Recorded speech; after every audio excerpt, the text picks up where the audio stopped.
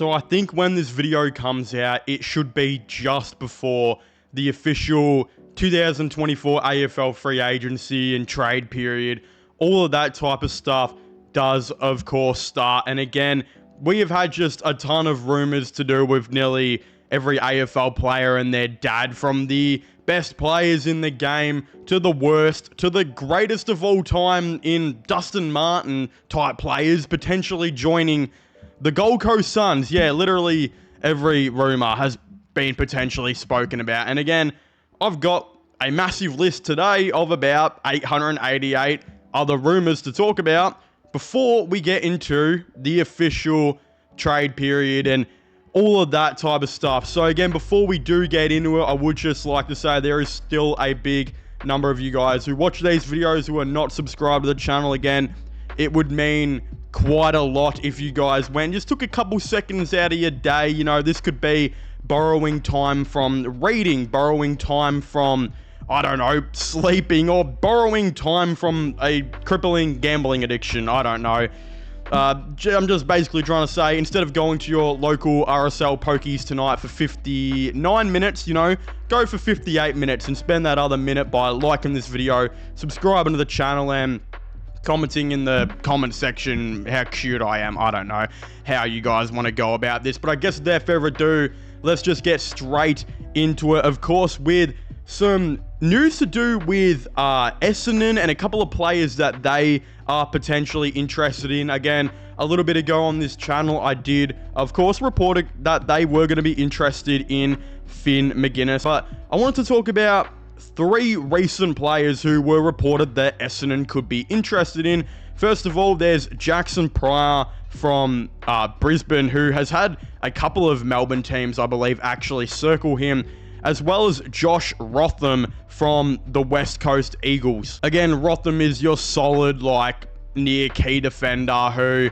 I'm guessing Essendon will be wanting to look at for some type of depth. He's actually been on, I think, the Eagles list for like 7 years now at this point, so I'm not exactly too sure if that will actually happen. But the big one is the Bombers being interested in Tim Membry, which I think is significantly interesting, considering we heard literally just a couple of days ago that the St Kilda Football Club very much expects Tim Membry to re-sign with the club. Again, by the time this video does come out, Tim Membry very well could have re-signed with the St Kilda Football Club, but it's no doubt that he is currently like out there putting interest away or moving interest to other teams, I should say, really trying to assess his market. Again, at one stage he was looking at the Demons, and now we've got him looking at the Bombers. And is the Bombers a good pick for Tim Membry? It's really hard to say, because I think where the Bombers are right now, you know, I was one of those guys who was actually really hyped on the Bombers. Again, you guys will recall I tipped the Bombers to make the 8 in 2024, and holy crap, was I wrong about that. And it's very obvious now, especially with how a lot of the reporters have spoken about them on SEN, that the Bombers do believe this might be a situation where they have brought in all the players they need to by free agency and trade. Now it's just them really needing to focus on the draft and play the young kids. Again, when a team is going to that belief, that usually means there is a semi-fall off coming. So where Essendon have been trying to contend for the 8 for the last couple of years, next year they may be finishing 14th or 15th. Again, I don't really know. It's really hard to say what the direction is with Essendon right now, but you saw them start to play a lot more younger guys by the end of the season, and I think that will be a directive for them next year, especially considering their team could not make the 8 with the more veterans that they had playing. So if we're going off that advice, that doesn't really make any sense for Tim Membry at all to go to Essendon. I mean, yeah, it's kind of a need for them, but with Harry Jones and Nick Cox playing a lot on the wing together this year, and I would say the experiment not necessarily working out that great, I do wonder if they continue with Nick Cox on the wing and move Harry Jones back up forward. If they do that, they've kind of got that spot that Tim Membry would come and replace in. already filled out. So it's going to be interesting to see how they do go with this. Again, they're going to have a good pick in this year's draft. I think they've got a couple of academy players, like I forgot the guy's name, but they've got a really good small forward locked in by their academy who's supposed to be a top 15 pick. You can tell they're going to hit the draft and they're going to try and play these young players next year. I think Tim Membry just re-signs with St Kilda. I wouldn't even be surprised if by the time this video comes out, he already has. Again, I don't really know. I think he should re-sign with them, and I think Essendon should just go younger and realize that, yeah, it looks like they're not making the 8 anytime soon, at least for what it looks like, and maybe it's time for them to play some of those younger guys and try and draft well and continue to build around Caddy and, you know, Perkins, etc., etc. Of course, we've had a ton of Geelong news as of late as well. Again, Jack Martin did officially pick the Geelong Cats, with it being said that ex-Blue Jack Martin is heading to Geelong, I should say, after a positive medical screening with the Cats this morning. The Cats leapfrogged Fremantle as his preferred home in recent times as a delisted free agent. He will arrive at the Cats for nothing. Again, we also got the one that does say that Bailey Smith has officially requested a trade to Geelong. We know this is happening now. It's been said that long been on the cards, but now formally the 23-year-old midfielder has informed the Dogs of his intention to be traded to the Cats. Again, I think one really good move, one take it as it is move. Again, Bailey Smith to the Cats is a terrific move. Like, this is a great move by them. This is low-key an L by the Western Bulldogs, but they've already got too many midfielders. But in saying that, they have too many midfielders because they keep topping up with players like James Harms, who did not need to be on this team whatsoever. Not only has it forced Josh Dunkley out, who had to for some reason play as like a forward and a ruck at times, but now you're moving Bailey Smith out, who went from one of the best wings in the AFL, who politely asked Luke Beveridge if he could play some more midfield in the centre, and Luke Beveridge said, you know what, I like you on the wing, and I'm happy that you want to play some more midfield, but guess what, I'm going to put you as a forward pocket. Then he does his ACL, and now he's at the Cats. End of story. Yeah, I don't know what's going on at the Dogs right now. I think it's long evident that Beveridge, I don't think, should be coaching there for much longer. We'll see how that plays out in 2025. But the Cats, this is a great deal by them. Bailey Smith, again, was one of the best wings in the competition. He was statistically at one stage like the best wing in the competition, and he played inside midfield for a bit, looked really good, and you can tell he's going to go to the Cats and do that and be absolutely phenomenal. Like, he's going to be able to go there and be really good, and he's exactly what they need. In terms of Jack Martin, again, I don't think Jack Martin is that good of a football player. I haven't thought he was that good of a football player since he was at Gold Coast, and when Carlton offered him like the 700 or 800, whatever crazy overpay it was at the time, I remember looking at my wallet, sighing and say, Jordan, what does Jack Martin do other than be good at footy that you don't?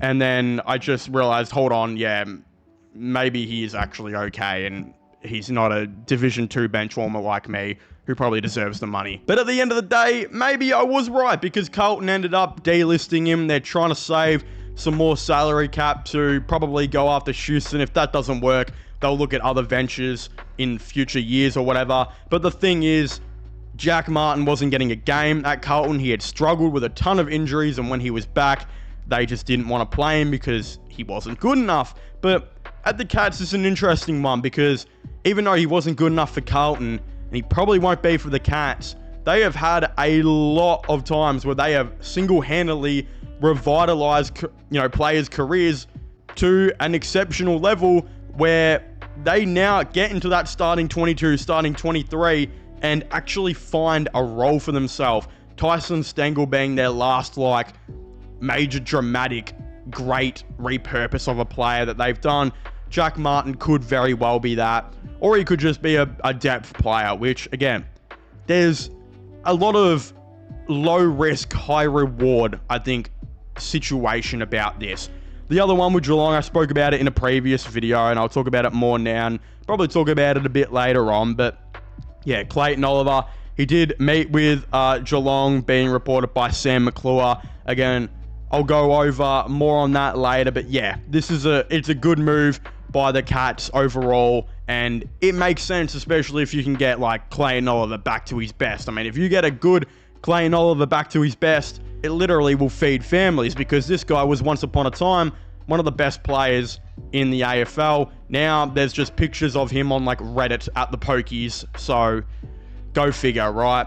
Again, we got a new daily wrap by SEN as well for the 3rd of October, a couple days before this video comes out, but we'll talk about some stuff here. Again, we know Luke Parker has requested a trade to North Melbourne. Tim Kelly has had a shock link to Fremantle, which kind of came out of nowhere. The Crows are set to pursue Sam Draper at the end of 2025. That is literally like really good news, I think, for Adelaide. Very bad news for Essendon, because even though Todd Goldstein is low-key kind of a better player than what Sam Draper is at the moment, I don't know how much longer Goldstein's got left in him. We say this every year, he's probably got only a year left in him, and he just keeps coming back and doing well. But again, this year there were times where he genuinely looked like gassed and tired and all of the above. Sam Draper's a really good player. I still think he's levels above Riley O'Brien. I've never been that big of a Riley O'Brien fan, and I remember when he won Adelaide's Best and Fairest, I remember thinking that was crazy, and there were some Adelaide fans who were so hype on him, some Adelaide fans weren't. Flash forward a couple years later, and this guy's getting dropped in a team that's finishing like 15th. So there are definitely signs that maybe they need to furthermore upgrade. How much of an upgrade is Sam Draper over Riley O'Brien? That will be up to, I guess, you as the viewer, you as the fan, to ultimately decide. I'm not exactly too sure. But yeah, from all reports as well, Sam Draper is actually really happy in Melbourne. And the funny thing is that this was reported on SEN as well. It could very well look like that. If Sam Draper is happy in Melbourne, could we be not looking at the bigger picture here in terms of, yes, Adelaide interest because that's his home team, but could other Melbourne clubs come, heavy for him? Again, I'll put this on the agenda real quick. This is not being reported by anyone, but in terms of the Victorian clubs maybe coming for him, one that I low-key do suggest is the Richmond Football Club. Again, when we look at the Tigers are going to want to be doing certain things, and if they're going to bring in free agents in the next couple years, they might not want to overly expend a lot of money, right? The thing is with Sam Draper, he's a good ruckman, and Toby Nankervis after 2025 will probably only have like 1 year left at the Tigers. And I say that not because he's too old or anything, he's like going to be 30 years old or whatever, but I think, and I believe everyone in Richmond's probably looked at this in terms of there is a probably 90% chance Toby Nankervis will go to Tasmania on like a 2-year deal and will literally play there for, I think, a couple of years. And I don't know if he'll be their captain, but GWS had great, I think, success with what they did and bringing in veteran players like Luke Power, who they made their captain for like 1 year, bringing these veteran players in to be leaders and mentors and help out their team. I think Toby Nankervis is definitely one that Tassie will probably pay like a lot of money just to get out of Richmond again. Low-key was one of the better ruckmans of 2024. Will probably continue to do that in 2025. There were times where Toby Nankervis was a top 5 ruckman for the Tigers. They could very well be expecting him to leave in 2027 and beyond. So in 2026, a team like Richmond, I think, could come hard for Sam Draper and be like, look, we want to get this guy in, or end of 2025, they'll probably go after him. We want to get this guy in. We think he can play ruck with Toby Nankervis for 1 year, and then Nank will probably go. And now we have our ruckman, hopefully semi for the future, and can continue going down that road. I don't really know. That's just a big theory and fan suggestion by me. But I think a lot of Victorian teams are probably going to go after Sam Draper. This is really interesting. I'd very much like to hear all of your thoughts and opinions on this all down below. Subscribe to this channel for latest sports content and news. Comment your thoughts and opinions down below. Also, subscribe to my gaming channel and my IRL/vlogging channels Links for them will be in the description down below. And I guess I will see you guys next time.